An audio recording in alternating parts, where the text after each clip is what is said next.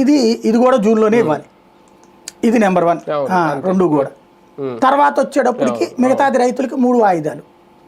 ఇక్కడ స్కూళ్ళకి ఎంత ఇస్తారో చూడాలి. ఇక ఉచిత బస్సు ఇప్పుడే ఇస్తానంటలేదుగా, ఈ ఏడాదిలో ఎండింగ్లో ఇవ్వచ్చు. ఏముంది, డిసెంబర్లోనో వచ్చే జనవరిలోనో ఫిబ్రవరిలోనో ఇస్తే కాదనేది ఏముంది? ఈ ఏడాదిలో ఈ 3 ఇస్తారా లేదంటే ఇక ఈ 3 ఇస్తారా అనేది కూడా ఈ 3 ఇస్తారు. ఇంకంతే అంటే ఇంకా అయిపోయినట్టే. ఈ ఏడాదికి నాకు తెలిసి నేను అనుకోవడం ఏంటంటే, ఇప్పుడు ఈ ఏడాది గ్యాస్ ఇచ్చారు. లాస్ట్ ఫైనాన్షియల్ అంటే ఇప్పుడు ప్రజెంట్ ఫైనాన్షియల్ ఇయర్లో గ్యాస్ ఇచ్చారు. ఇవి 4 నెలలకు ఒకటి ఇస్తారు లెక్క. తద్వారా 3-4 నెలల్లో ఒకటి ఇచ్చాక దాని మీద ప్రచారం 4 నెలలు నడుచుద్ది సాధారణంగా జనంలో.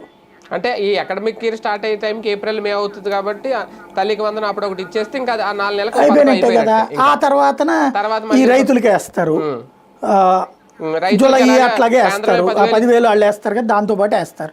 వీళ్ళు 3,000 వేస్తారు, దాంతోపాటు చివరి దాంట్లో 4,000 వేస్తారు. అదొకటి నడుస్తుంది. అదే మొత్తం 20 కదండి. వాళ్ళు 10 వీళ్ళు 10 అట. వాళ్ళు 4,000 3,000 వేస్తారా లేకపోతే 3,333 వేస్తారో చూడాలి. వాళ్ళు ఎంత వేస్తే వీళ్ళు అంత మ్యాచింగ్ గ్రాంట్ వేస్తారు. అది 3 సార్లు నడుస్తుంది కాబట్టి అది టాక్ నడుస్తుంది. చివరిలో బస్సు పెడతారు, అది కొంత టాక్ నడుస్తుంది.